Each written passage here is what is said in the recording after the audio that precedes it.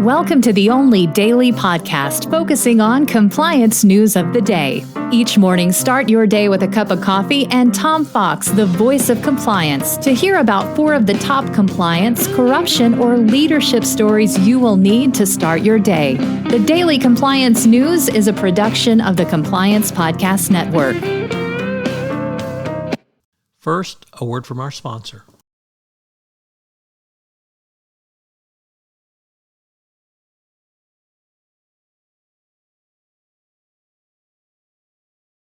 The Daily Compliance News for December 15, 2022, the Neymar Acquitted edition. And we begin with that story from ESPN.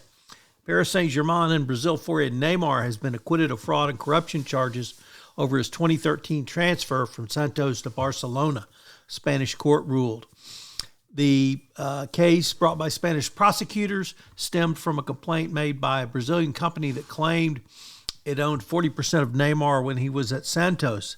This Brazilian company argued they lost out on a rightful cut of the transfer because the true value of the team was the deal was understated by the parties.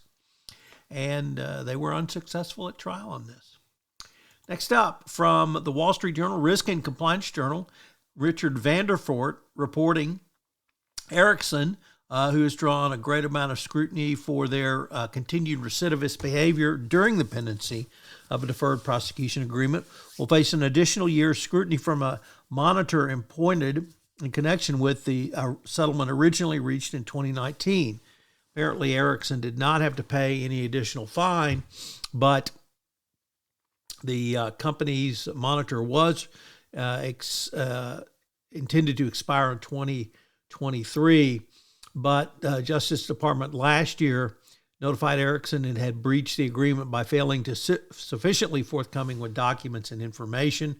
And of course, there was the new breach that Ericsson somehow didn't uncover in their prior investigation. So Ericsson probably got off pretty lightly here, so we'll have to see if they can get their act together.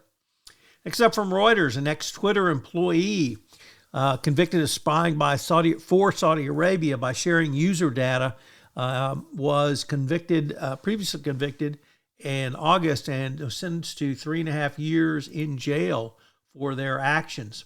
The employee, Ahmad Abamamo, as I said, had been found guilty in August. Prosecutors had sought a prison term of just over 7 years, but the court determined otherwise.